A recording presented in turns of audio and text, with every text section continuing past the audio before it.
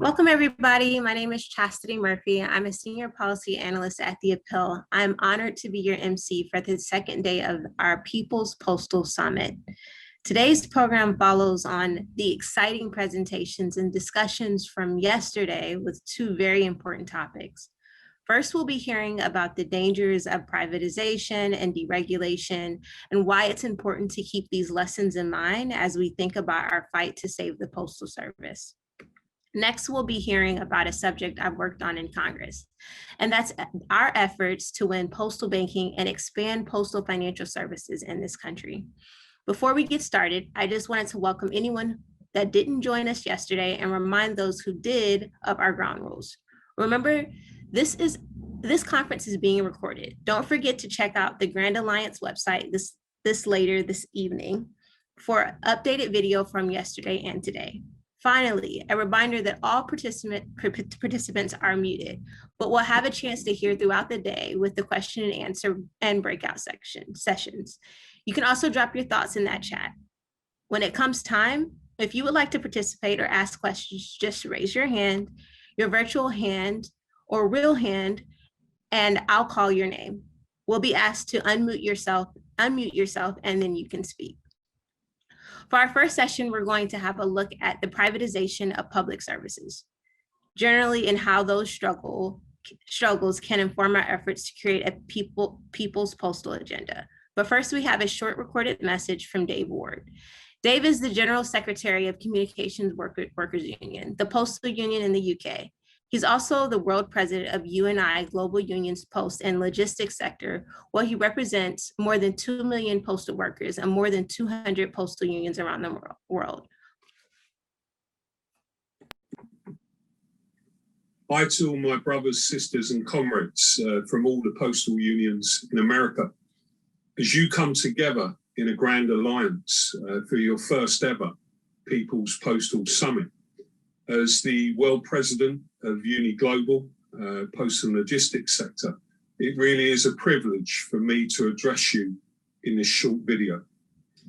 And I do bring solidarity and greetings from postal unions across the world.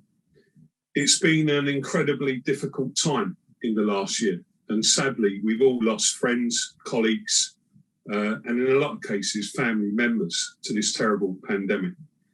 But as we continue to grapple with the social, with the economic, and with the health fallout of the pandemic, I've never been more convinced that this is the moment for trade unions and our members to come together and fight for a new deal for working people. As postal unions, of course, that has to start in our own industry. Our job now is to fight for the future of our industry, to shape that future, to safeguard our members' jobs and hopefully grow those jobs. And not just to defend services anymore, but to also actually innovate and grow and expand those services. You know, we can be proud of the work that our members have done across the world throughout this pandemic. Virtually every country in the world has designated postal workers as key workers. And I think that the work that they've done stands alongside anybody in this pandemic. They've kept countries connected, they've kept towns, villages, communities connected. And in many cases, they've gone beyond that and acted almost as an additional emergency service. You know, over the years, we've been involved in a lot of struggles in our industry. A lot of people write us off, but we keep on bouncing back. And the reasons for that are very, very simple. One, postal workers own trust with the public. Two, postal workers own trust on the doorstep. And three, postal workers are represented by some of the strongest trade unions in the world. So my message to you today is that this is a hugely important initiative that you're undertaking. It's a moment where if we connect our industrial and our political agendas, we really can shape a different future for postal workers and postal services in America and across the world. And look, you guys are leading the way. You've already shown the way to do this. You've defeated Trump and his privatization plans. And I have to say, in the UK here, we're really pleased as well that we defeated plans of a CEO who wasn't interested in building a future. He was only interested in downsizing and making profit for shareholders and not really interested at all in growing the business. Well, we got rid of it recently in a dispute. So like you, we've come off the back of a victory. We've completely changed the strategy of the company, and we've turned it into now one where we are talking about expanding the role of postal workers, expanding postal banking. And I know that that's on your agenda too. So look, have a great meeting. There's a lot resting on this meeting for you, for postal workers, for postal users, for our services and for our future. And I know that you're going to deliver something very special in the coming weeks and months. So I wish you all the best. I think we're going to deliver a bright future for postal workers and postal services. And I think we're going to step up as trade unions, shift the balances of forces in society, and we're also going to deliver a new deal for working people. So from me, I know that you all drink a lot of coffee in America, but in the UK, as you know, we drink a lot of tea. So I want to offer you solidarity.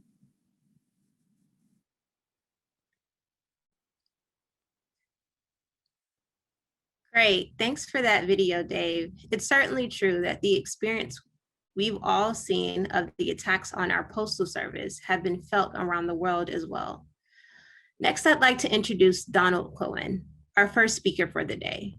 Donald Cohen is the founder and executive director of In the Public Interest, a national resource and policy center on privatization and responsible contracting. Donald has worked on anti-privatization campaigns for a decade and is the author of the upcoming book, The Privatization of Everything: How the Plunder of Public Goods Transformed America and How We Can Fight Back. You can pre-order his book on bookshop.org, and I believe we'll link to that on the Grand Alliance webpage as well. And The Public Interest is a tremendous resource on all fights around privatization around the countries, from efforts to dismantle public schools to privatizing water, and yes, the struggle around privatizing the Postal Service. He'll tell us a little bit about the perils of privatization in other industries. Don, the floor is yours.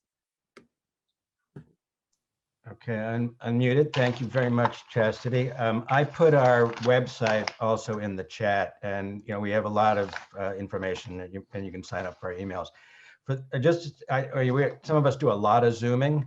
So if you don't know, you can there's two views. There's at the top, on top right, it says view. You could go to gallery view where you see everybody in little boxes, so you have to find me, or you can go to speaker view where I'll come up bigger. But you may not want to see me, so you might want to keep it on the gallery view, which would be fine as well. So I am not going to talk about privatization of the Postal Service, although it is an enormous threat. So I was asked to talk about privatization more in general. But the lessons I'll give from other industries, and I'm really going to talk about the bigger impacts of privatization and the bigger dynamics, are completely relevant to postal communications. So I'm going to do big picture I'm going to go in different places. So first off, we're talking about every kind of public service. There is outsourcing of custodians in schools and buildings, to selling private prisons, to individual companies, to vouchers in schools. I could go down a list, but everything you could think of that is a public service has been privatized, has been contracted out, or has been sold off. Things that we deal with all the time. I'll just give a little list and you can kind of think more. Social services, Medicaid and foster care, transit systems, water and wastewater systems, schools, libraries, every kind of city service. The VA hospitals are under threat. Medicaid, as I already mentioned, was already privatized in Kansas and Iowa, I believe. It literally everything that you think of as a public good or a public service is up for grabs at some level. So privatizers say private companies do it cheaper, better, faster. That's that's what we hear all the time. So that's, and if you're looking at this in other sectors, you might be surprised to find out that that's not true. And so just a couple of reasons for that. So they say they do it for less. Here's how they save money. They save money by taking good middle-class jobs with decent wages and pensions and turn them into lower wage jobs with less benefits and sometimes no pensions at all. That's how one of the ways they save money. The second way that money is saved is by cutting corners, by giving lower quality services. But what's important about it, the question is, what do they do with those savings? Because there's a whole bunch of money when things are privatized that are taken from that are diverted from the delivery of the service to profits, to high CEO salaries, to debt service when they buy up other companies, to paying dividends. Those are all money that could be used for the delivery of a service, whether it's a worker's wage or whether it's more workers or whether it's whatever you need to do the work. That's money that's being taken out of the system. So surprisingly, when you add all that up, it actually costs more. So I could give you a ton of examples in every one of those sectors of things that went wrong and failures and all of that. And you should feel free to, we're going to have questions and answers, and you should feel free to start, putting them in the chat. I'm going to try not to look at it, but someone can wave their hand and say stop. Mari is really good at that. I want to tell you what it's really all about. So I am going to ask you, you all know where the chat box is. I'm going to ask a question. I want to ask you just real quick, we're not going to spend a lot of time, is how much, and no Googling to find out the answer, how much do you think is spent in America by all governments, state, local, and federal? Just one number, just come up with it, give your best guess and put it in the chat. Just going to give you a second.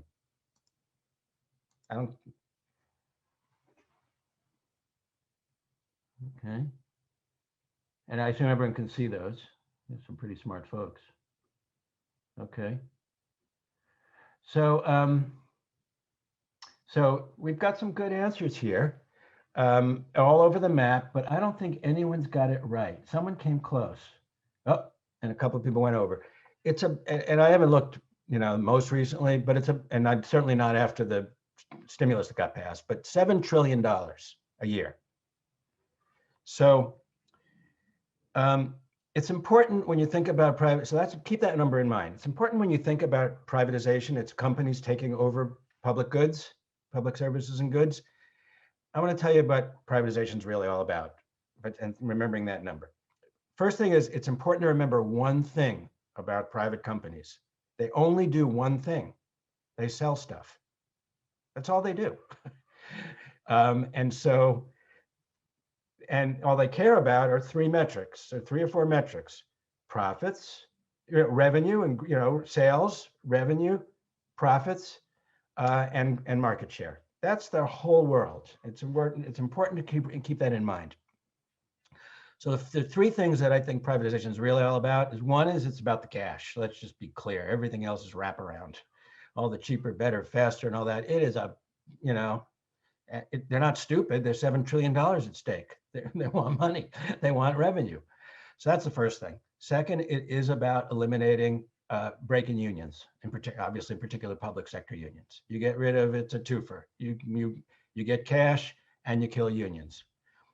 The third thing it's about is more ideological. There are free market ideologues. They're for real. They're not in it for the money. They're true believers that fundamentally want to redefine our relationship with government, where instead of being citizens and residents with rights and responsibilities, we become individual consumers in the marketplace for public services where you only get what you can pay for. That's their worldview. That's one of the drivers of privatization. So I want to go a little step further and talk about how this really works and what's really at stake. I believe that privatization is fundamentally at its core, and I'll give some examples, an assault on democracy and public control over public goods. And I'm going to explain why that is, how that is. And the best way to do that, now these examples, is to actually look at some of the fine print of the contracts between private companies and state and local and federal governments. If you look there, you kind of see it. So I'll give a few examples. First, and some of these numbers may not be totally up to date, but the country spends about $80 billion on prisons and corrections. That may be a little off, maybe a couple of years old, and that does not include immigrant detention. So the two largest private prison companies, Geo Group, and they used to be called Corrections Corporation of America. They changed their name to CoreCivic. They generated $4 billion in revenues last year.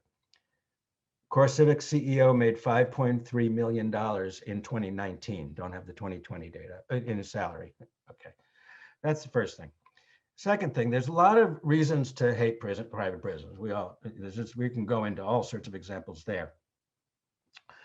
But it's important, as I said earlier, they sell things. In this case, they sell heads and beds. That's what they want. So they make more money when more people are in prisons and jails. Straight up simple. It's logical behavior for them as a corporation to want to sell more of those because, just take the judgment away. The bigger problem is we don't want that. We want fewer people in prison, and that hurts them. So that hurts their bottom line. That hurts their sales. When you look at corporate documents, when corporations that are traded on the stock exchange file documents every year to the Securities Exchange Commission, and they include, things that could threaten them, could be risks to their bottom line.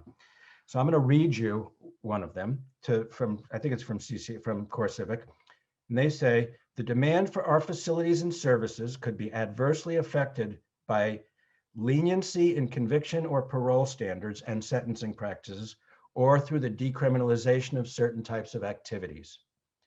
In other words, marijuana legalization, sentencing reform, these are things that they see as risks to their bottom line.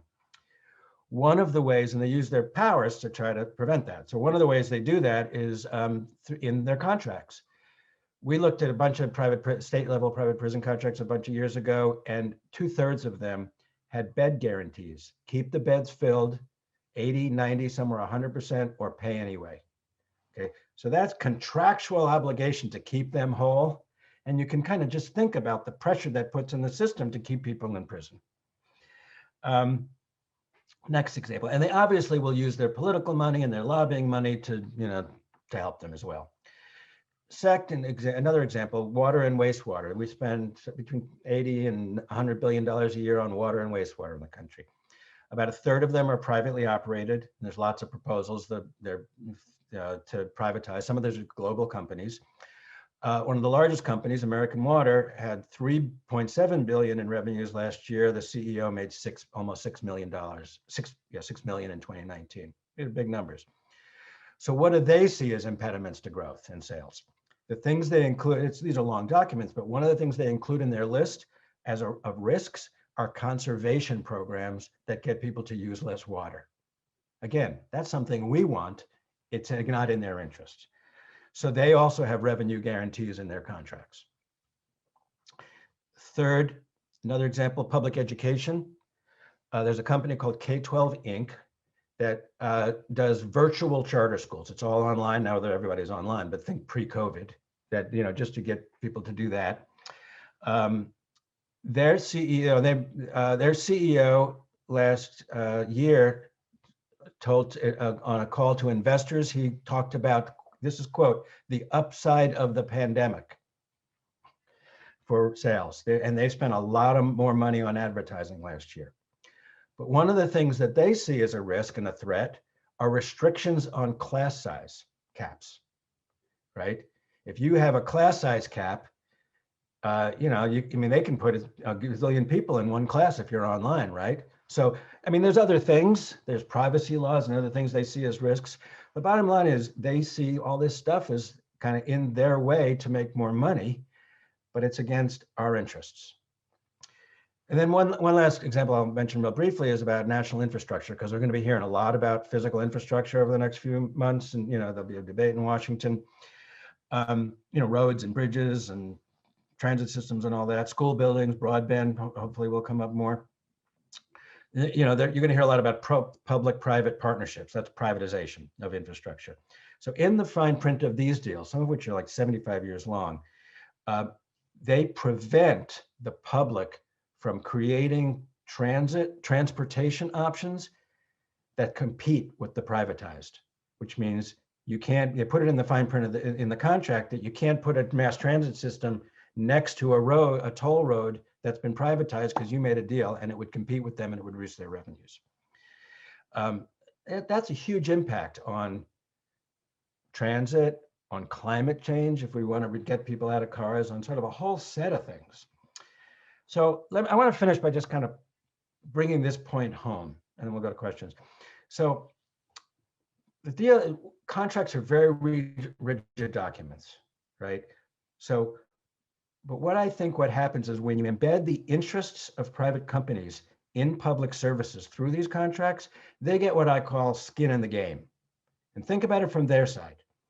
There's, they're an education company or they're a prison company. They have to be, and they're traded on the stock market, and they have to, represent their do what they have to do as an obligation to their shareholders.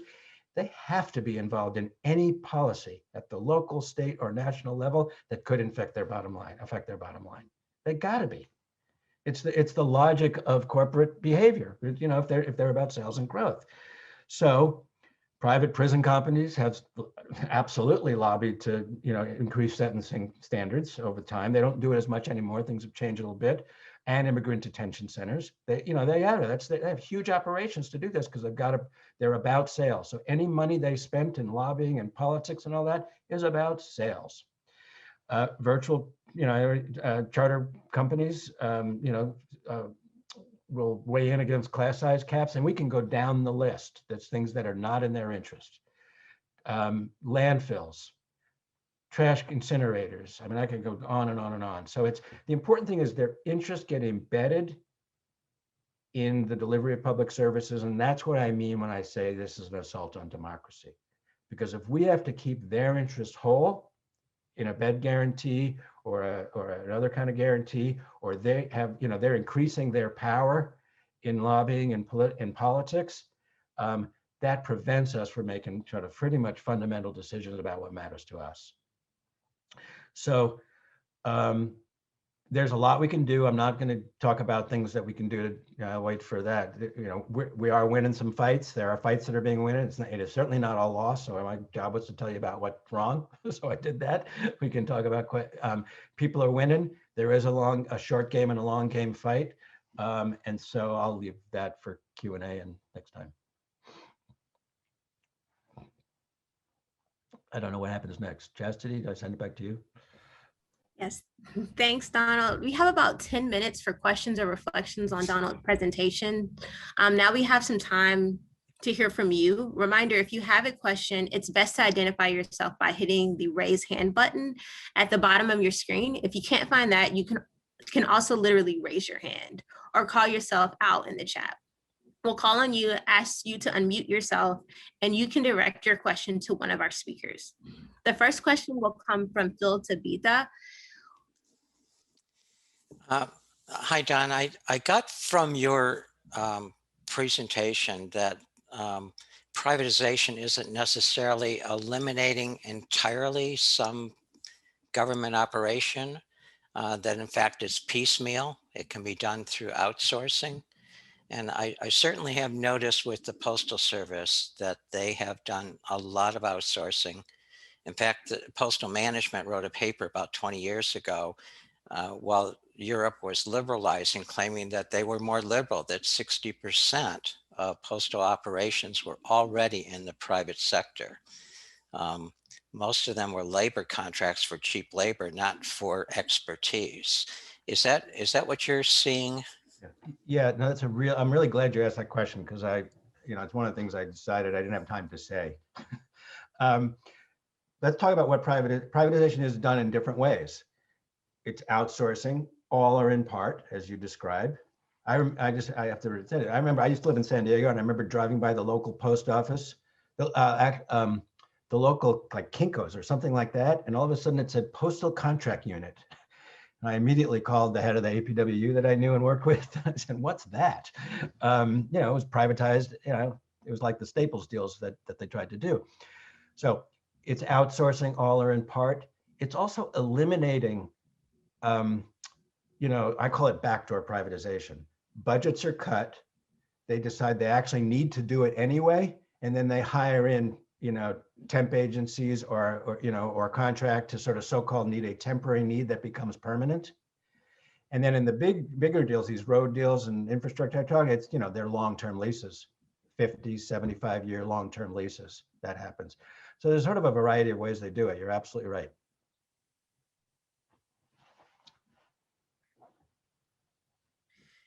Thank you for that. The next question will come from Jamie Partridge. If you can unmute yourself. Thank you. Can you hear me? Yeah. Great. There's a lot of discussion among postal workers and among just the public that, well, the Postal Service would never be privatized. I mean, all these Republican Congress people, who represent rural districts, folks totally love their Postal Service. They would never, allow their Republican Congress people to vote for privatization of the Postal Service. And there was even an opinion piece in the Washington Post this week that basically said that, the privatization boogeyman is not real for the Postal Service. But of course, what you're talking about, and the previous speaker talking about, the piecemeal contracting out, and I just like to hear your thinking about how to talk with people about this. It's really not, the backdoor privatization is how it's happening, not so much the public, Right, and they'll want to force the U.S. Postal Service into last mile and stuff like that, and let FedEx take I'm sure they've got all sorts of schemes to chop away. So I think it's a really good question. And before I get to your specific questions, it's part of the strategy to make it possible to do the whole thing, right? Chop, weaken public support because everyone doesn't get the same, just wait for tiered pricing. Someone's going to suggest tiered pricing, right? Like they do for UPS.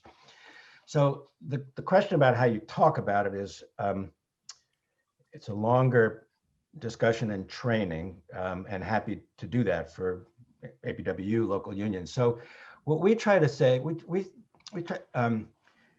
did a bunch of message research, and this may not get to your exact point, Jamie, but a bunch of years ago. And what we learned is that people don't necessarily know what's public and what's private, in the sense of, it's better, I use the example of a sanitation with a trash driver. No one knows who they work for, whether it's Waste Management, a private company, or the city, but they do know it's a public service, and they think we ought to have control over it, right?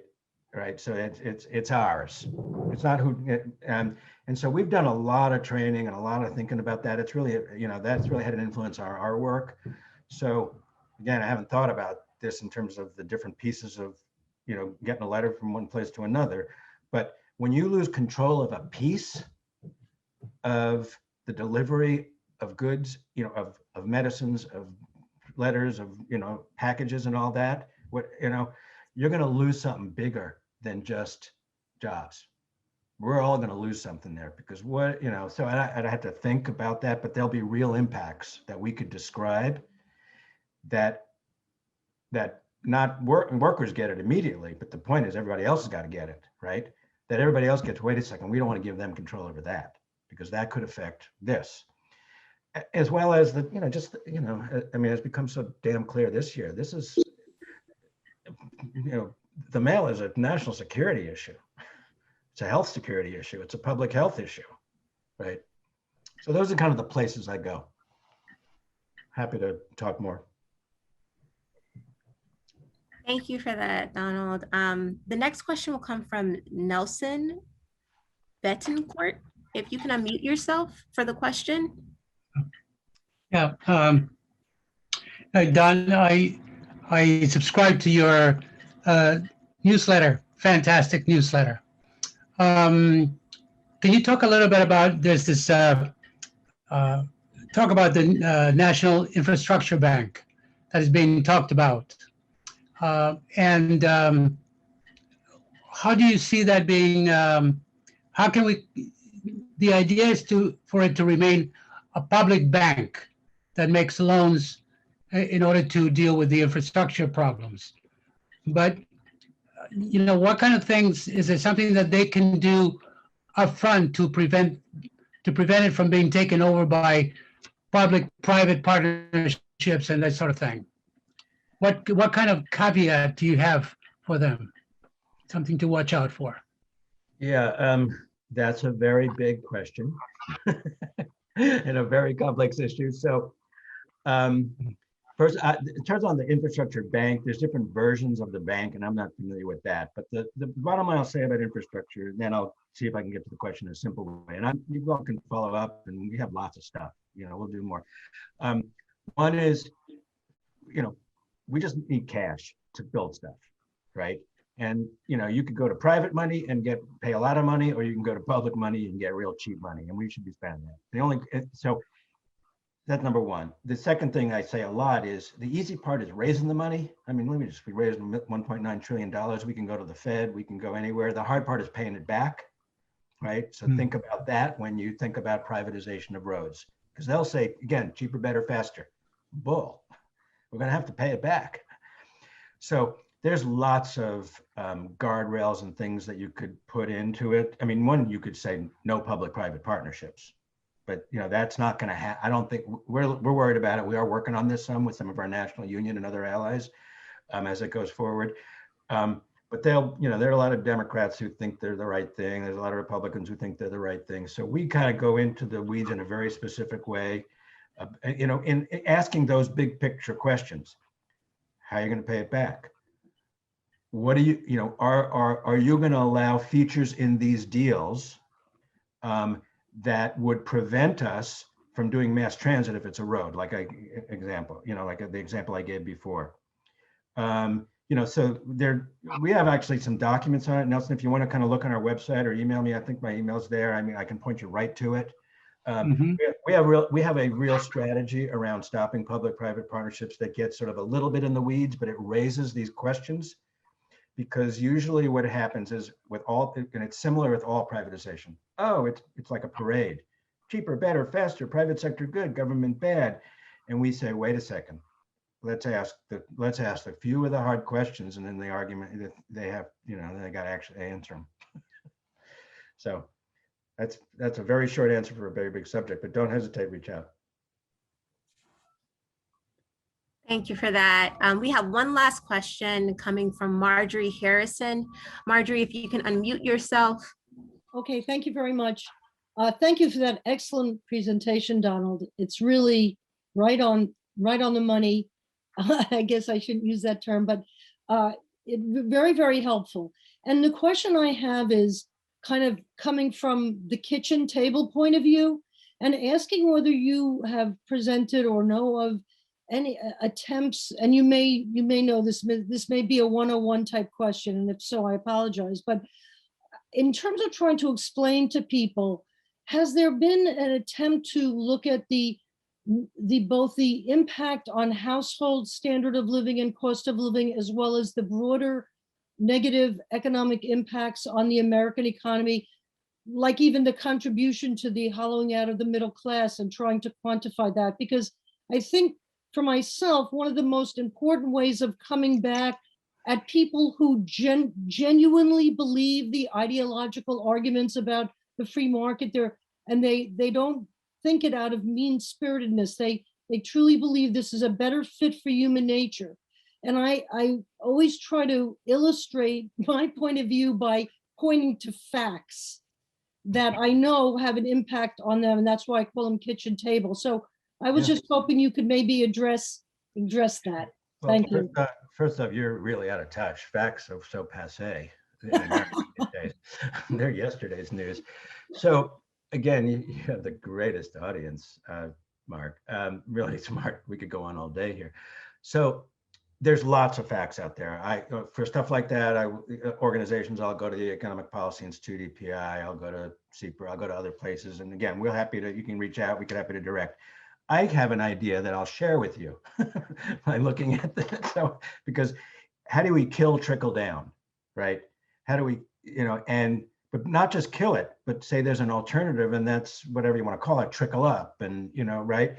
So why don't we take examples of like individual examples of companies or individuals that did better in the Trump tax cut, which was also happened to be conveniently 1.9, something like that trillion, and compare that one by one with people who are getting stimulus checks, nurses who are going back, teachers who are going back to school, to show over time with sticky examples, with kitchen table examples of the difference between putting money in people's pockets or giving away tax cuts.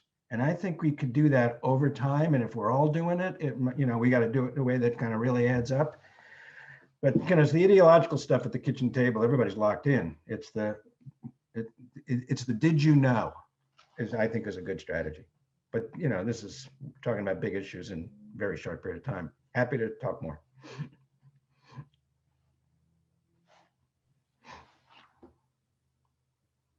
You're on mute, we believe. Jess. Sorry about that. Thank you all for the interesting discussion, and thanks, Donald, for joining us. Next up, we have a really dynamic panel of leading advocates for expanding postal service and the financial services space and pushing for real postal banking in this country. Postal banking is a critically important way to solve for banking deserts and serve the millions of unbanked and underbanked people in this country, as well as creating a much needed new stream of fiscal revenue service for the Postal Service. I'd like to first introduce our panelists before passing the floor to them. First up is Raul Carrillo. Raul is the Deputy Director of the Law and Political Economy Project and an Associate Research Scholar at Yale Law School. He's a leading academic activist in the financial reform community and a leading voice in calling for postal banking. Next is Rakim Brooks. Rakim is a senior campaign strategist at the ACLU, where he focuses on economic and racial justice. He is presently managing the Systemic Equality Campaign, a racial justice agenda that seeks to address America's legacy of racism and systemic discrimination through administrative and legislative campaigns. The pillars of the campaign are success, access, empowerment, prosperity, and reconciliation. Finally, we have Porter McConnell, the campaign director at Take on Wall Street, one of the country's scrappiest fighters for financial reform, where they promote postal banking. Take on Wall Street has also led the Save the Post Office Coalition, which has been incredibly active in defending the Postal Service in the last year. Really excited to have our guests. Raul, you're up first. Take it away. You got it. Thank you very much, Chastity. It's wonderful to be here with all of you. Thank you very much for the invitation from APWU. Also especially excited to be here with representatives of the Take on Wall Street Coalition and Americans for Financial Reform, where I was previously a fellow, and especially excited to be here with the ACLU as well. I will talk a little bit about privacy and civil liberties, so this is a really good mix we got going here. As Chastity mentioned, I am a legal scholar, but I do want to apologize for not being a specific legal scholar.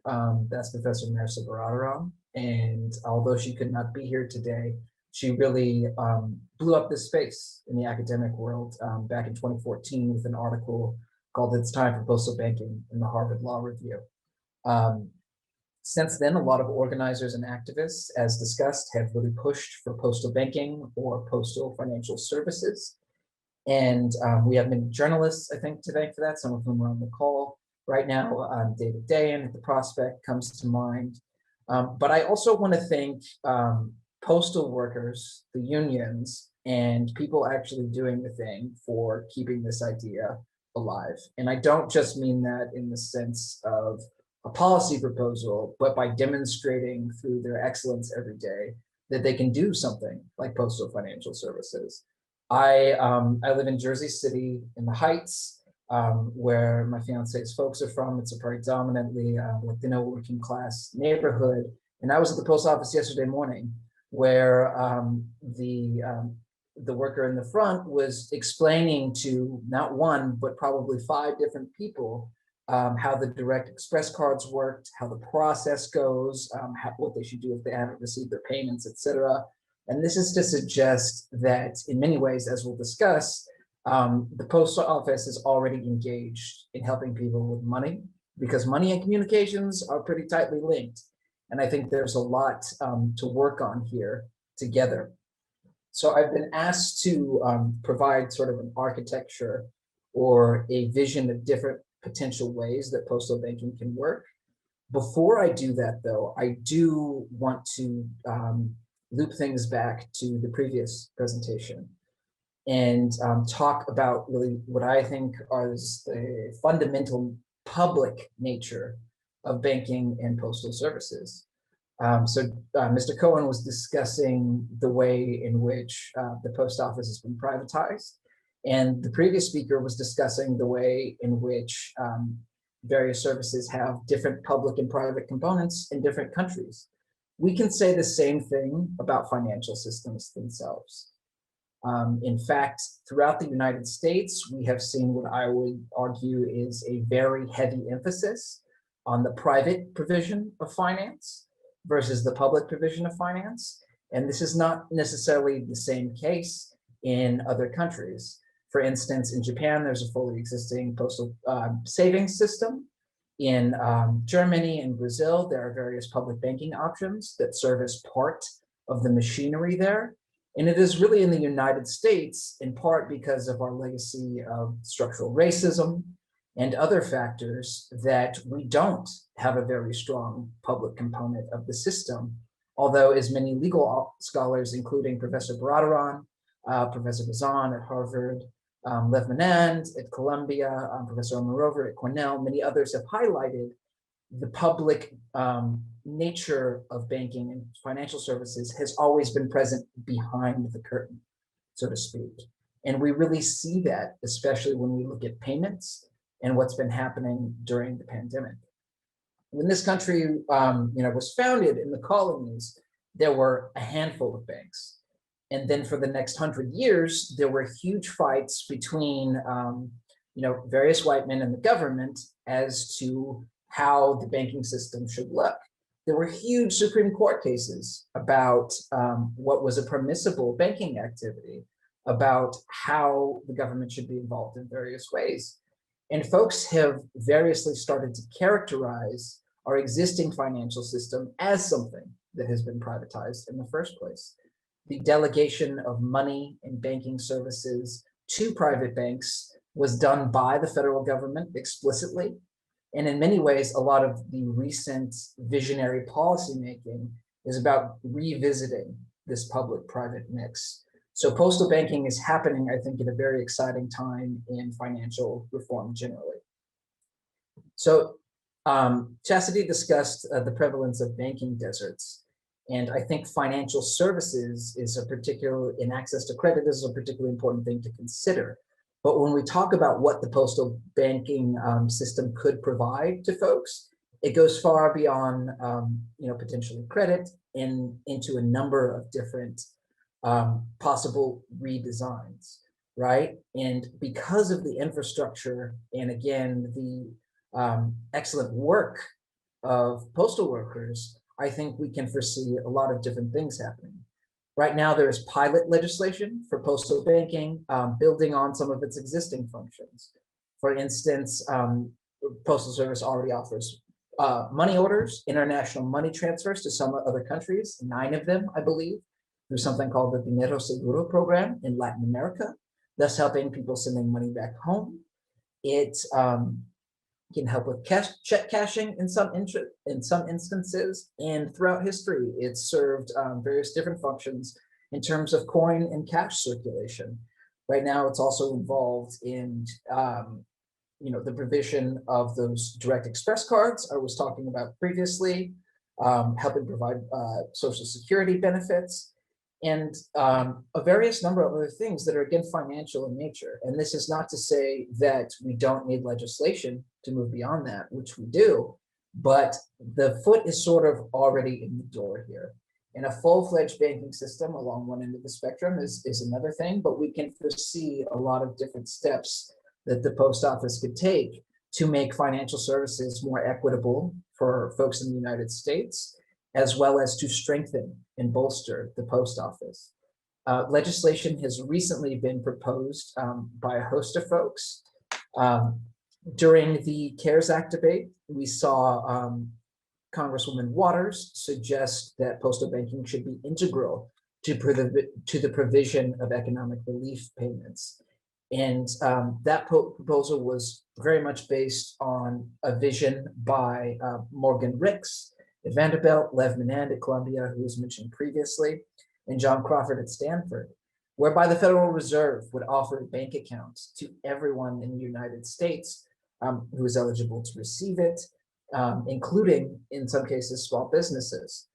And how they cast this is really, again, a sort of expansion of existing public authority rather than a wholesale reintegration or recasting of everything.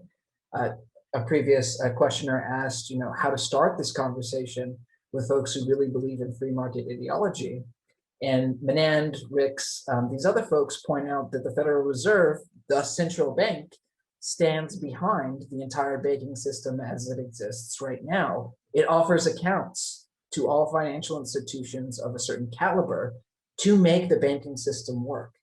And although we can have a debate about how private or public the Federal Reserve is, it is a creature of Congress. It is created by statute. The regulations and conventions that govern how it works and how it interacts with us and the Treasury flow from public law. This is all really up for debate and up for revisitation within a legislative push. And there is an opportunity, as Ricks and other folks highlight, to use the postal banking infrastructure integrated with the Federal Reserve system to offer basic banking services to all folks. And those can include better consumer protections, et cetera. There is another bill by Congressman Sanders, also championed by Congressmember Ocasio-Cortez, to provide more fuller public banking services via the post office directly. And then there are some discussions about involving the Treasury, which historically used to take a far more active role, again, in public financial services generally. It's responsible for helping deliver cash and coin, for instance.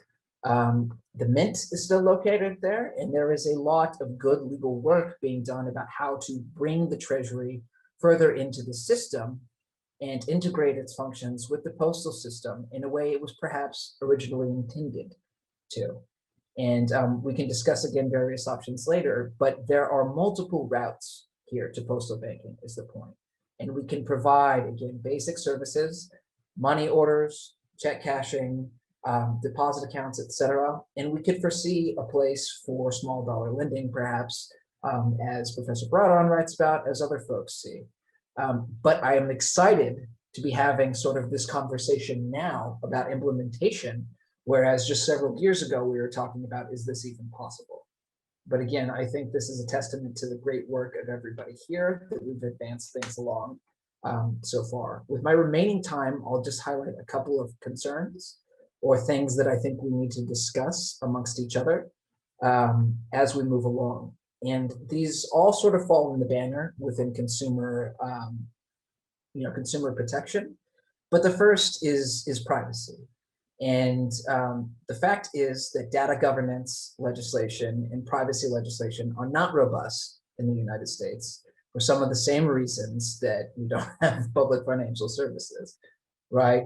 And my fear is not even so much that Chase will partner on something like postal banking, but that Amazon will, and that we'll get the tech and vendor and distributor services from companies that do not have privacy of folks in mind, which is really important. Because if you look at the latest FDIC survey of household finances, you'll see that privacy is actually one of the top reasons why people don't have bank accounts in the first place. And that's not necessarily because they have something to hide, as the folks at the ACLU will tell you, right? Privacy is important as a civil rights issue. It's important as a structural issue, as an equity issue within our broader economy. And the fact is that most data that goes to the federal government now sloshes around with law enforcement. And so that means if you use an app for the Postal Service on your phone, it will also likely, and you have a private party in there, it can collect all sorts of other information about you without Fourth Amendment protections, because there is another party in the room that is not the federal government. And so there's a lot to consider around privacy in tech.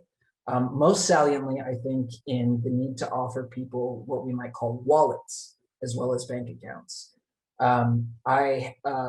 Personally, I use Bank of America for some things. I'm also part of the wonderful Lower East Side People's Federal Credit Union in New York City, but that sort of institution is not present everywhere in the country, right? And it offers me better privacy protections, but we want to replicate something that is a little bit more equitable and fair that does exist, and perhaps even build better protections.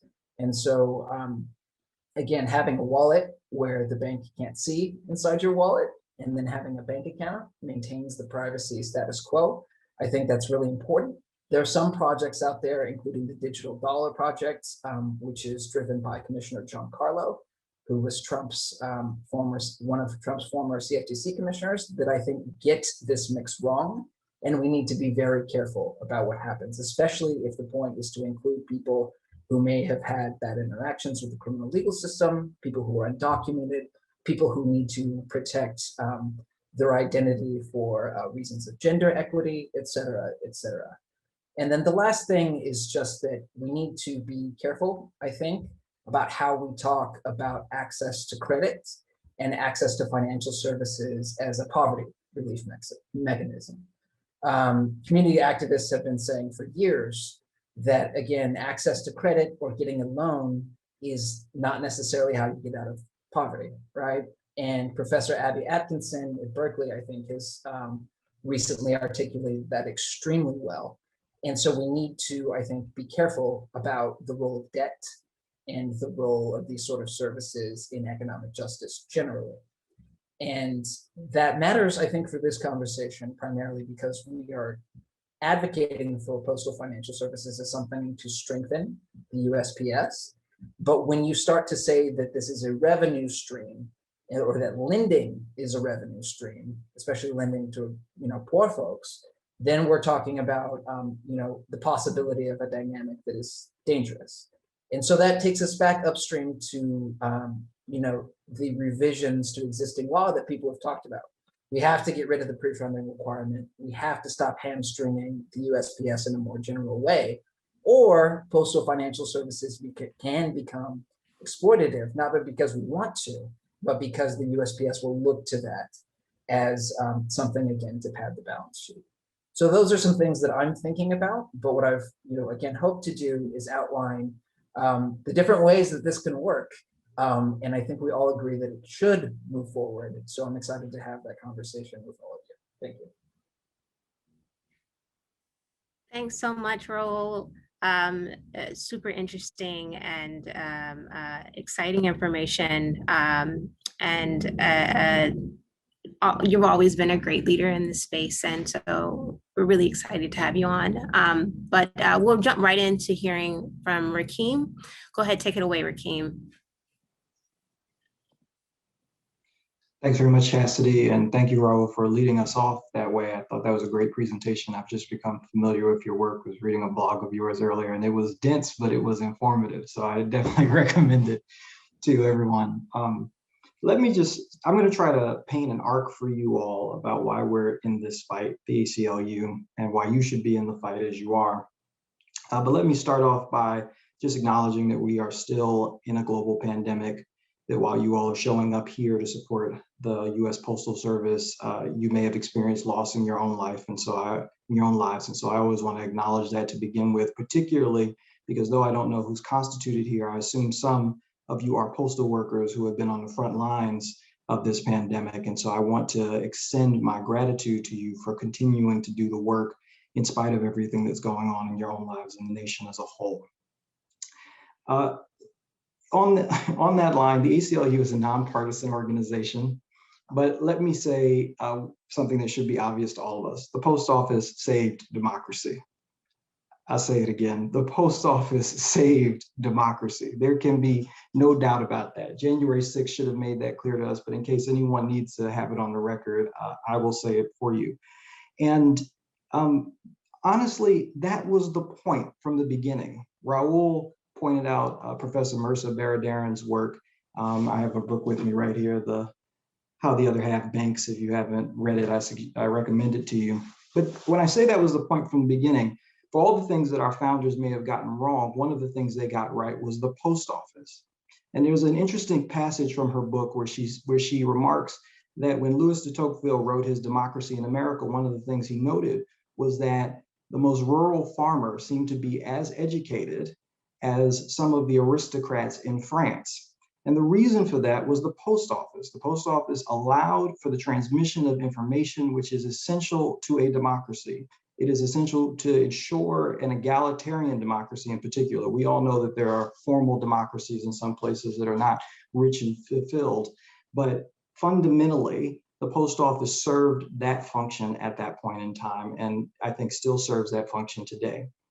I want to take those same people, those farmers, and move them forward a little bit into our narrative, because what you'll find in Professor Baradaran's book is that farmers are some of the first people advocating for postal banking in the country, right? It is the fact that they are educated because of the existence of the post office, they're able to receive those newspapers, that they develop their own sense of political enlightenment that frankly did not exist at the same scale across the democratic world. And so they begin to advocate for postal banking in order to draw on Raul's presentation, in order to fight back against private banks that were otherwise limiting the ability of the farmers to actively participate in society and manage their farms effectively. And so someone asked earlier, what happened to postal banking? Well, eventually the farmers break through and win around 1911, and we have postal banking in the country for about 50 years. Why did it go out of phase? Well, part of it was the optimism around the civil rights movement. Lyndon Johnson, I mean, Mercer's sort of summary of it is much tighter, but the essence is Lyndon Johnson is reforming the government. He's trying to cut, not necessarily cut waste in the way that we talk about it, but formalize and streamline certain processes. And the belief is that people are going to flow into the banking system more naturally than they have previously. She's got another wonderful book called The Color of Wealth, where you can learn about all the exclusions from the banking system for people of color and rural folks and poor folks. But so that's the general belief. And so it's allowed to be phased out. But what do we find immediately in the aftermath of that? The rapid growth of predatory lending, which is where Raul sort of began to end his presentation. So she has a remark that says something to the effect of, prior to the 1970s, payday lending institutions were virtually non-existent in the United States. Today, we have a $100 billion payday lending industry. Now, no one, to my knowledge, maybe Raul can inform us about this, and I'd love the site, has done the analysis to say, you know, when postal banking went out, did these other institutions come in? But of course, it's the case that it would have been nearly impossible for them to come in if, in fact, there was postal banking. There would not have been the same profit margins to be earned such that they could begin to exploit people in the ways that they are. And so I want to fast forward now, having provided that history, to talk about the state of affairs as they exist today. Today, roughly 50% of Black Americans are unbanked or underbanked, and roughly 45% of Latinx folks in the country are unbanked or underbanked. The result of that is that they are more likely to rely on these predatory financial institutions that, as I said, probably never would have come into existence in the first place if we had had a public banking option, postal banking or otherwise. And so what does that mean for their lives? Well, it means that on average, a family making $25,000 a year spends $2,500 to $3,000 over the course of a year, paying for various fees and services associated with cashing their checks, with translating their checks into money orders and the like. And of course, you can imagine this is devastating for those families. And it's not only because they don't have access to a bank, but predominantly, I think this is something that a postal banking option could help to solve. I'll say a bit more about this, because those same institutions that are providing check cashing services to the unbanked are also the same institutions that are providing payday lending and providing title services. And so just so you get a sense, the average payday loan is about $325. And when that person is done, when this person who's taken out the loan is done paying off the loan, it is usually the case that they've paid over $500 in interest for a $325 loan. And so there are compounding effects to the absence of public banking options in these communities. I'll sort of take us from 2008 and lay down one more marker and then maybe conclude my remarks. After the financial crisis, roughly 2,000 bank branches in the United States closed. And some of you may say, well, good riddance to the bankers.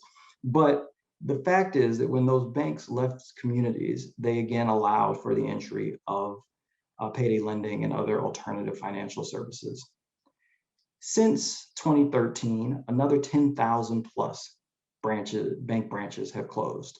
And it's estimated that 20% more will close in the aftermath of COVID as financial consolidation continues in the banking industry and banks become less and less concerned about serving the poor.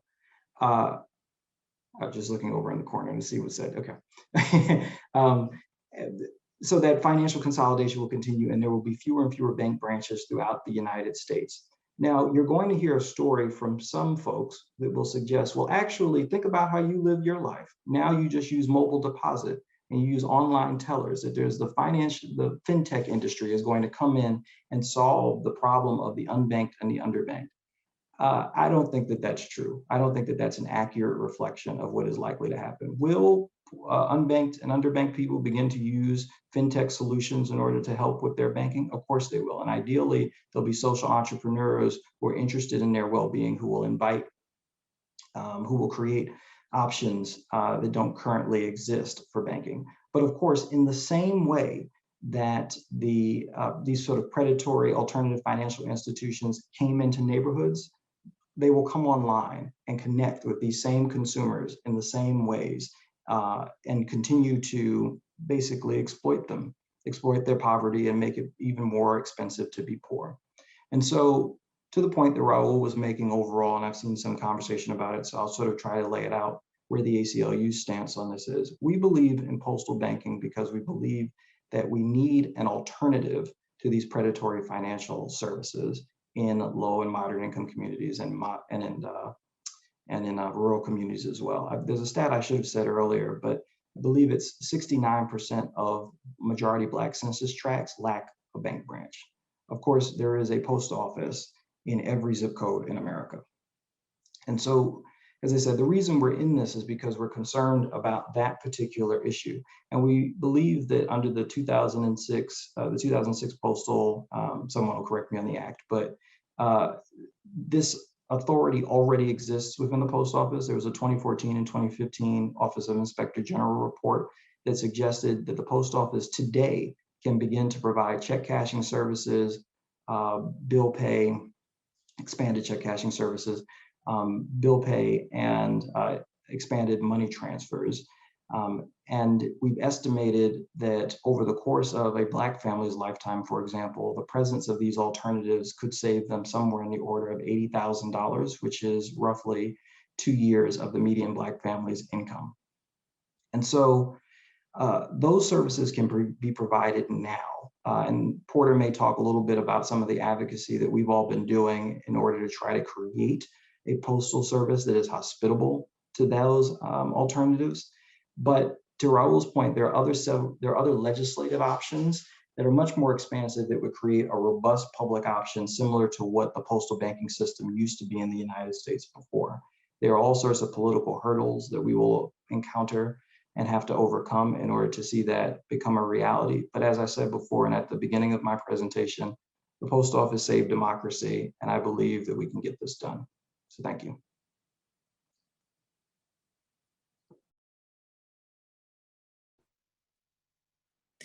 Thank you so much, Rakim. Finally, we'll hear from Porter McConnell from Take on Wall Street. Porter, the floor is yours.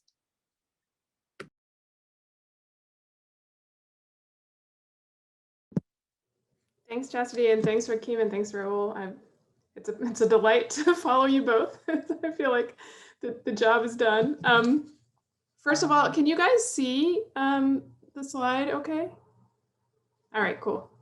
I find some visual learners like to have a visual, so I'm gonna inject that because I know it's late afternoon. But Thanks, everybody. It was great being with you yesterday. Lots of really good questions and interest in the chat, which is great to see. I'll have a healthy chat.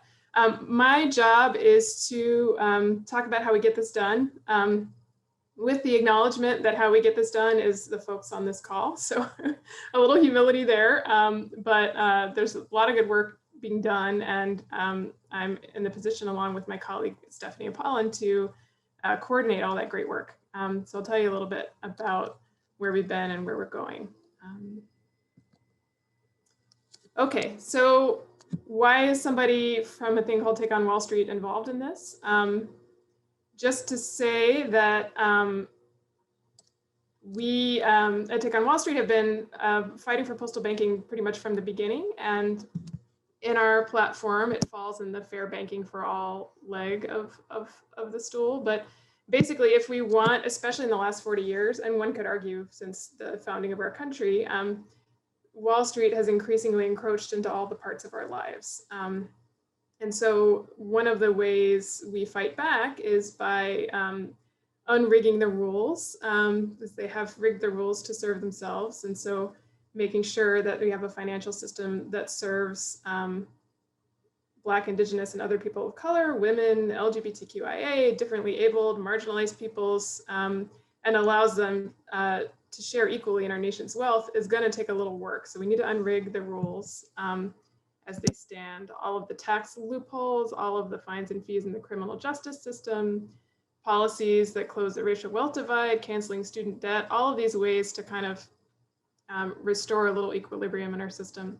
And I'm going to skip over fair banking for all because you're about to hear about that. And then that Wall Street should be serving people. People shouldn't be serving Wall Street. Those of you who've serviced a debt understand this instinctively, but basically the corporate governance model right now, you know, as Don sort of laid out very eloquently, is not really based on the long-term health of the economy and workers and families. It's based on the short-term financial interests of elites. And so we need to undo some of those policies. And we need to do things like close the loopholes that make them so much money. One gentleman who runs a private equity firm gets $100 million from the carried interest loophole alone every year. So we need to unrig some of those things. And then finally, investing, not betting. You guys all, I think, both know the story of the financial crisis and understand that, you know, it was playing with house money, that corporations and large financial institutions, you know, need to be held accountable for the consequences of the risks that they take. So it can't be that we're on the hook for their risky behavior. Personally responsible, ideally. We need to put the firewall back in place between boring deposit banking and risky casino investment banking. Those shouldn't be swimming in the same space. We need to make financial advisors be required to act in their clients' best interests. We need to stop with the selective regulation and deregulation and stop incentivizing corporations to take these risks on our dime by ending too big to fail. So those are the general outlines of what we are up to.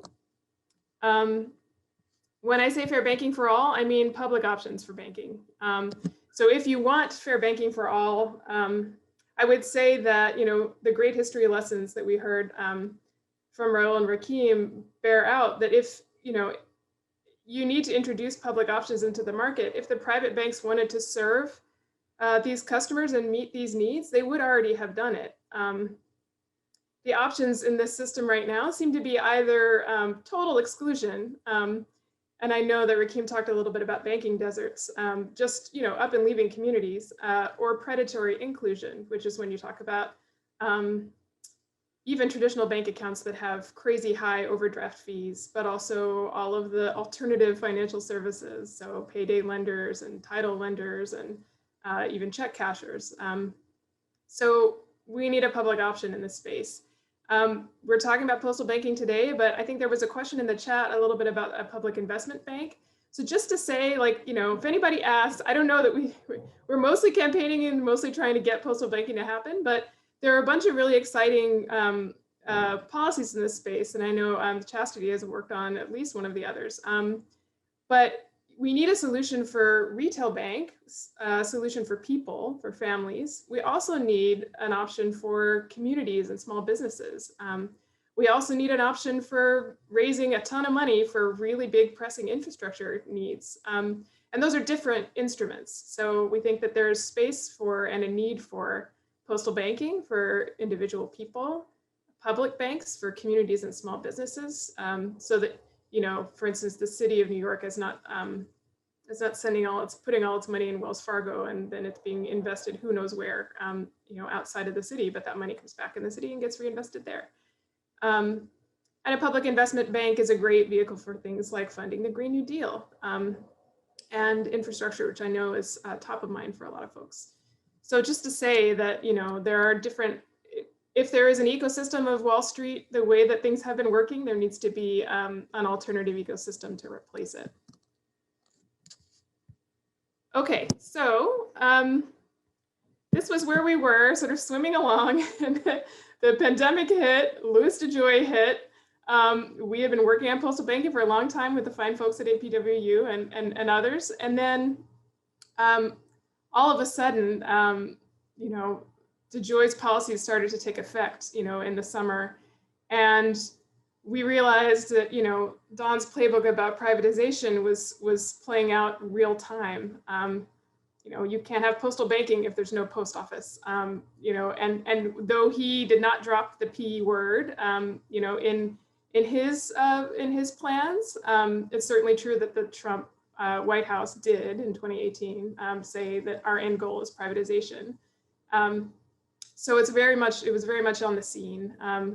So we worked with APWU and Public Citizen and some others, a lot of Take on Wall Street folks, the Grand Alliance, a lot of folks to convene a call in August just to sort of make a plan, figure out what we were going to do. And I will confess, I did not do a lot of advertising of that call. And in about 24 hours, we had 475 RSVPs.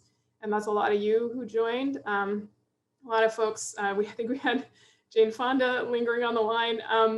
And in the end, we had ourselves a coalition with 300 organizations in it, pretty much overnight. The strength of, you know, if Louis DeJoy has given us anything, it is the heightened awareness and the willingness of folks to fight. And so that has been great. We did a number of things as a coalition last year to respond to that moment. There was a petition drive to reverse the service cuts, and especially before the election, there was a real concern there, and we got over 2 million signatures all told. Between a Move On Organized Day of Action and an APWU Day of Action at the end of August, we had over 1,100 events at post offices around the country. And as a result, the House came out of recess for 12 hours on a Saturday in August to grill DeJoy and to pass an emergency relief bill.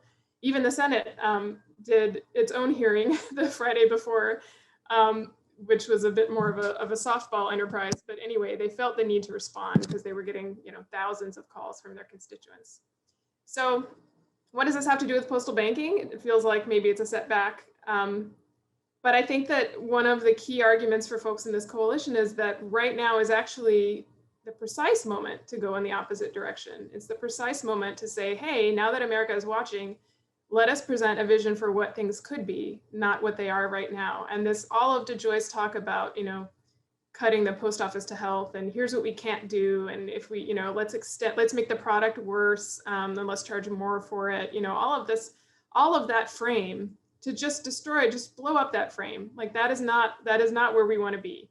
We want to restore and expand the post office. We want it to be a hub for community services. We want postal banking to be central to that. But we want other things like rural broadband. We want senior checks. We want all of the proposals we heard about yesterday and that great paper that the IPS team put together. We don't have opportunities like this very often. And so, you know, this is a moment for us.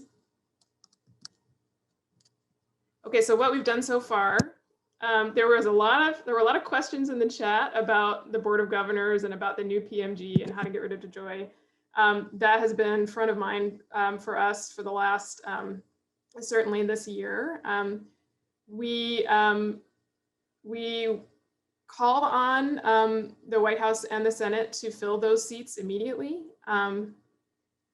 You know, we heard from the transition team, you know, back in the day that the reason there was even a transition team to talk about was because of our efforts over the summer, and that there was this weird spot where you know, most transition teams then go into the agency that they are, you know, that they are covering, and the fact that, you know, USPS management is still kind of hostile leadership was a real issue, and so the need to get the man some new bosses was front of mind. And then emergency relief legislation, Judy did an excellent job of framing that yesterday. So I'll just say we are echoing that ask. And we, you know, we think it makes no sense for the airlines and the fast food joints and everybody getting bailed out, but not, you know, but there's no emergency relief to make USPS whole. That's just, it doesn't make any sense. And so we support further emergency relief that actually addresses the scale of the need. And then we thought, you know, why not in this moment have the president lay out a vision for the post office as a hub for community services, as it has been in the past and as it could be again in the future, and as I think in some of your communities probably has been the whole time. But why not lean into that? Why not expand services? Why not sort of make specifically use the fact that it's in every community as its comparative advantage, and provide services that people really need in communities that don't have access to these things. And then finally, in this speech or elsewhere, to name a postal czar. You know, as I think I mentioned, there needs to be, for something like postal banking, there needs to be a White House focal point, because if it is a partnership with Treasury, as Raul mentioned, a partnership with the Federal Reserve, all of these things require, you know, an interagency, you know, someone to ride herd on the other folks in other agencies, and it's really hard to do that without having somebody have the president's ear and being, you know, in the White House staff. And so naming a focal point, and also, as I say, you know, DeJoy, you know, it's still there. So having somebody to be able to fill that vacuum in the meantime is going to be key. Just real quick, where we're going next. We were happy to see the names that that the administration put forward. We had organized another petition drive and gotten 460,000 signatures saying fill these seats now. And we were happy with the three first names. We consider it a down payment. There are another 2 seats coming up this year, so still working on those. We want to see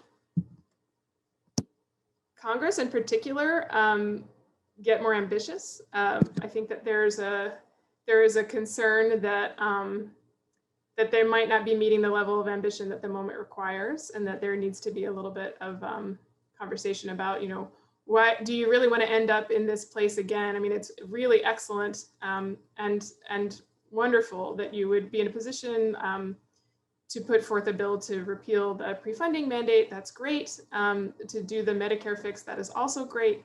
But any weakening of service standards or any sort of leaving revenue streams not able to be capitalized on because, you know, there's legislation that says you can't enter that product space, doesn't make any sense, because we'll be in that spot again in 3 to 5 years. And so to actually pass something in this moment that is a serious attempt to address the future of the post office. So we're working on that. One of the things we're working on is pairing postal banking with rural broadband, because rural broadband has also broad bipartisan support. And so thinking about ways that, you know, that bill has something in it for everyone. And then we really want to normalize more ambitious policy and make postal banking mainstream. I think that that has really taken off in the last year or so. You know, as Raul mentioned, you know, folks have been working on this for a long time. And all of a sudden, the conversations I have with reporters now are, how would postal banking work? Not what's this crazy postal banking thing, and is that even real? You know, all the conversations are now about how, not about whether. So that's great, but I will say those are conversations with, you know, elite publications or lefty publications, and that we really need to break through to small town papers and to USA Today and to, you know, to folks further afield. And that's a good segue to more media coverage. We really need to make this both seem inevitable and seem mainstream and seem like something everyone's talking about, because that is one of the few things that moves Congress outside of donor money and self-interest. We really need to make sure that that we're expanding. We don't want to just be a club. We want to be a movement. And so making sure that folks know about postal banking, I think, is going to be really key. And so we're doing, you know, some polling about how to talk about it and talking to reporters. And one of the biggest projects that's emerging that is always difficult and that we're going to ask for your help on is how to collect stories so people can talk about what it's like to be unbanked or underbanked. And sometimes those are sensitive. You know, sometimes people don't want to share those stories, or they do, but they don't want their name attached to them. And that's fine. We completely understand. But I think that we will really be breaking through if we're able to collect a few stories and a few folks who are willing to tell their story or willing to be brave, much like Representative Presley did when she talked about when she first was a Hill staffer and she cashed her first check at the, I think it's an Ace Cash Express, I can't remember, but there's one check casher not too far from the Capitol, and she cashed her check there because she didn't, you know, she didn't know anybody who had a bank account. That's just what you did. And I really admire her bravery there, but we need more people telling their stories. Lots will tell them to me, but fewer will talk to reporters. So that's a question I have, and we will stick it in the chat. What we're trying to do is to just ask folks, and like, please send this out to your networks if you don't have any personal experience with paying too much at an ATM, using a check casher and having it cost a lot. You know, any of these things, to please share the survey across your networks. It's an ugly URL, so we'll put it in the chat so you can see it. But we're basically trying to collect these stories so that we can, you know, basically tell the story of what problem it solves and raise awareness around what Rakim was saying about Black families losing $80,000 to these shysters over the course of their lives. You know, that there's no reason why that has to be so, and there is a clear alternative. Also, we had a great, in my breakout group yesterday, I had a great conversation with one of the attendees who talked about remembering postal banking. And that is an amazing story too, as we wanna talk to you know, our seniors who can tell us what it was like to have access to that. So I'm gonna stop, I've probably gone way over, but thank you, Chastity, and thanks for Rakim and Raul, and thanks all of you for being so engaged. Thanks, Raul, Rakim, and Porter. We really enjoyed your presentations. We have a few minutes for questions and answers from all of you. Reminder, if you have a question, it's best to identify yourself by hitting the raise your hand button at the bottom of your screen. If you can't find that, you can literally just raise your hand. We'll call on you, ask you to unmute yourself, and you can direct your questions to one of our speakers. The first question will come from Dennis O'Neill. Dennis, if you can unmute yourself for the question. Hi, this is as much a report as a question, although I'll start it with the question. I work with a posse of retirees, mostly APWU, but the other unions, who started around the Stop Staples campaign and were successful in defeating the privatization attempt that represented. And we shifted a couple of years ago to working on postal banking in the Bronx and the effort to create a target zone. Conditions at that point in postal management were more favorable, no COVID, no DeJoy. And as with Staples, there are divisions in postal management, even upper postal management. Some people recoil in horror at the idea. Some people say, hey, maybe we could give it to Chase Bank or Amazon. And some people say, no, this is a way to save the post office. So, you know, one of the things that you have to be aware of when you're working on this is that. And what we did was, with the aid and support of the national APWU and especially New York Metro, which was there, we went out to the Bronx and collected, I don't know what, I think we wound up with over 8,000 signatures on petitions for postal banking. And I want to encourage people, if there's a place in the process that we go, this is a really good thing to do. I live in Manhattan. I live in Harlem, which you think, oh, but in Manhattan, there are banks on every other corner. Prosperous neighborhoods, you get banks on 3 of the 4 corners, and then there's a CVS or a Rite Aid drugstore on the 4th. I mean, they're very common. So you think, why postal banking? You get up in the Bronx, it's a very different story. And you learn this by going out in front of post offices and talking to people. And people told us about their experiences, how far they had to go to get a check cashed, or to get a reasonable bank branch. And it was generally extremely favorably received. In fact, of the petitions, we would tell people about postal banking.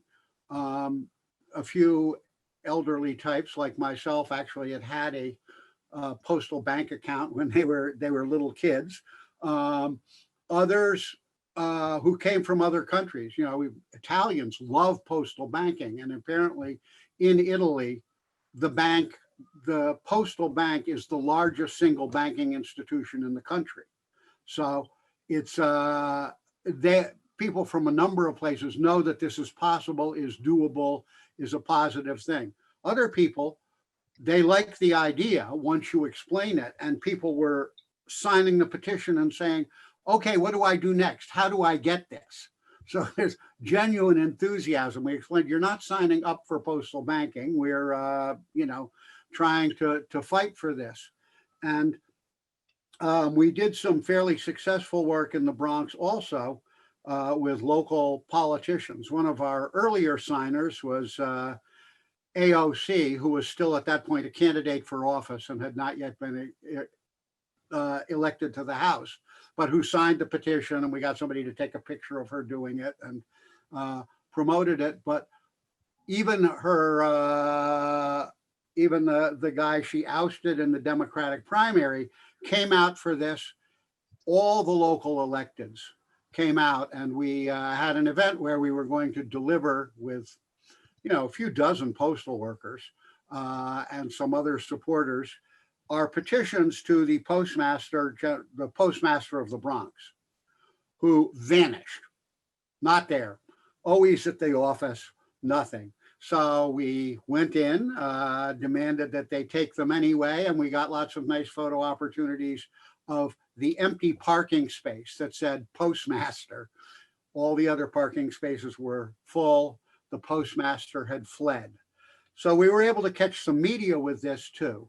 And that's an important factor. There are a bunch of other lessons I could talk about, but I just wanted to say that this, like the Staples thing, was a successful campaign, until things shifted. And I think that people should consider this if we can fit it into a strategy coming out of a Grand Alliance and other forces to fight for trial places first, rather than to demand it nationally. Yeah, I'd like to jump in really quickly and ask if any of the panelists have any thoughts about the possibility of pilots or in New York or any other part of the country. I mean, that organizing, Dennis, was amazing. And I know this happened in Cleveland as well. It was also really great and strong. And I know that every time we meet with a member of Congress's office, they ask, so interesting, this postal banking thing, but could the pilot be in my district? So very much noted, and it's certainly in the mix to think about, maybe not just 2 or 3, but like 5 or 10, so that it's a bit more representative and can actually speak to effectiveness. Just my 2 cents on that. I think, as Porter said, the organizing is not only outstanding, it is vital, it is indispensable. And actually, interacting with people in places where financial services are needed and figuring out what they need from their point of view is just absolutely mission critical. What I will say, from having been a legal services attorney in New York City, serving clients in the Bronx when this idea first started rolling out, is that there are some details to work out with respect to state versus federal protections. And there was some concern, for instance, from consumer advocates who were afraid that the loans would not be as of high quality as we had wanted, because New York State's relatively strong consumer protection laws wouldn't apply in the federal context. So that's just something to keep an eye on. We're dealing with a geographically disparate banking system. So while I certainly advocate for postal banking across the board, there are some considerations we will need to take into account, as I think the on-the-ground experiences have suggested. And this is only to further say that we need to be doing the sort of, again, on-the-ground effort in order to get this right in terms of implementation. Thanks so much, Raul. Next, we'll have a question from Jim Kaufman. Jim Kaufman, if you can unmute yourself. Okay, thank you. It's more of a observation. I'm the legislative director for the Albany, New York local APWU. I'm retired from the Postal Service since 2014. I'm frustrated. I hear all these wonderful ideas, but from a lot of people who have never worked in the Postal Service, I have to tell you something. You got to picture the Postal Service as a living creature that's been wounded almost mortally. We're expecting this Postal Service, being wounded as it is, to jump up and start doing new tricks. There are two piles of money that belong to the Postal Service that people aren't pursuing. One pile comes from overpayment into the retirement system for workers who were pre-reorganization, that retired post-reorganization, and their retirement was hung on the Postal Service, not the Post Office Department. So there's money sitting in the government that should have gone to the Postal Service to cover the years that these people worked under the old system. The other pile of money was extorted from the Postal Service. I think we can all agree that this PAEA was a farce. It was never intended to pre-fund retiree health plan benefits. It was to offset the miserable deficit at the time.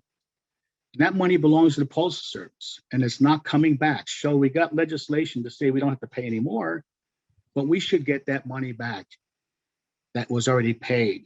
If we could get those funds back, we could repair the damage done and start off from a level playing field where we were doing the job we were supposed to do without any hindrance, and then start talking about all these wonderful additions to what we could do. I just really don't think it's going to succeed with the Postal Service as crippled as it is right now financially. So that's my 2 cents, and I really don't know why we're not pursuing these piles of money that belong to the Postal Service.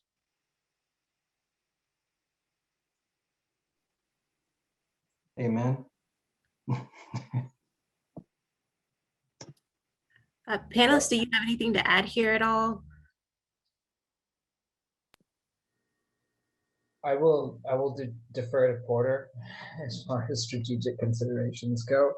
I will just note that I agree that the general financing of arrangement of USPS should be revisited within the legislation before simply tacking on postal banking. And in fact, that was one of the points I was trying to make, is that I don't think it will work well unless you revisit the deeper financing structure. Yeah, agreed. And the other thing too is the more I dig into the history, the more that you guys know so well, that the more that Congress has made it impossible for USPS to make a profit and add new services. And even the parcel post was wildly controversial in the turn of the previous century. It's like, well, it's outside the mandate. So every time there's like something really cool, like a pre-internet. One of you, I think, gave me this example.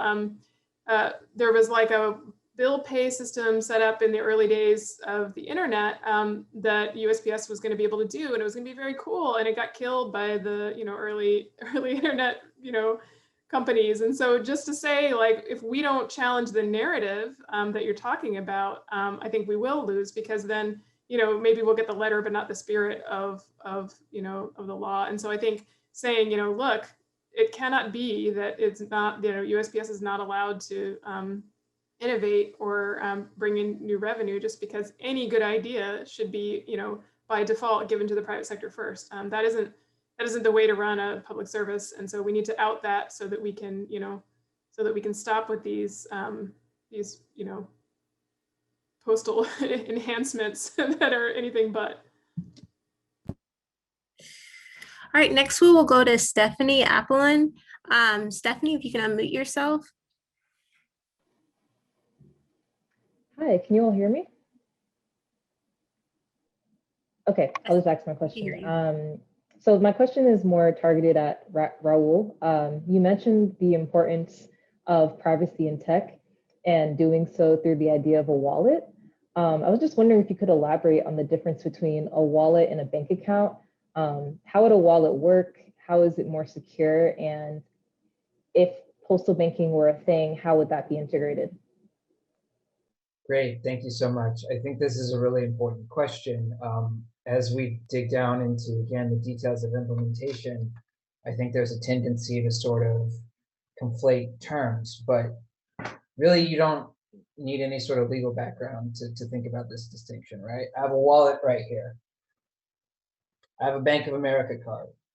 Bank of America can see the finances related to this card. It can't see everything else that's going on in the wallet, right? If I use cash, that is a monetary instrument that does not report to a centralized ledger. It does not go to a bank. It does not go to the federal government. Although the federal government does keep track of, barcodes, et cetera, on cash, in order to prevent counterfeiting and money laundering, they do not keep a record of everybody's financial transactions at every given time. But that is the suggestion that some people are making for a new digital system. And to me, the question is not whether we go digital or not. We absolutely have to go digital. That's what we're doing. But the question is, are we going to maintain a space for anonymous or semi-anonymous transactions, or is everything going to be hoovered up by private data collection companies and eventually the US government? A few of the existing bills contain legal firewalls for financial privacy. Most important, I think, for this conversation is the Right to Financial Privacy Act of 1974, which prohibits certain agencies from sharing data. But the truth is that agencies are consistently sharing data unconstitutionally. This is especially true when we consider, again, immigration detention and law enforcement. And we want to preserve, I think, in a small c conservative way, the option for people to have financial transactions that do not just go, feed data into the machine. And I think legal sort of barriers, like saying you can't do this, is not really enough. It's in the technology, right? There's got to be e-cash that doesn't report to account, that is a bearer instrument that belongs to you, that is not a ledger instrument that belongs to the system. And so this sort of thing is, I think, again, if our focus is like racial equity, for instance, we absolutely have to put this front and center to a greater extent than we've been doing.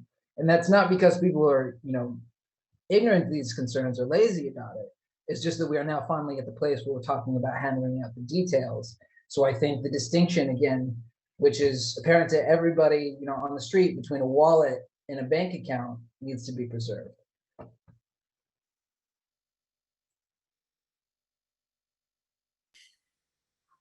All right, thank you so much, Raul. Due to the nature of time, that was our last question. Thank you very much to everyone for that discussion. A special thanks to our panelists for their presentations. Just like yesterday, we'll now be breaking out into smaller groups for some further discussion. As a reminder, in case you didn't join us yesterday, each of our breakout sessions will have a pre-assigned facilitator to lead you through the discussion. Please try to be respectful of everyone's time and desire to contribute to the conversation. we'll hope to gather some interesting insight and tackle some challenging problems as we build our people's postal agenda.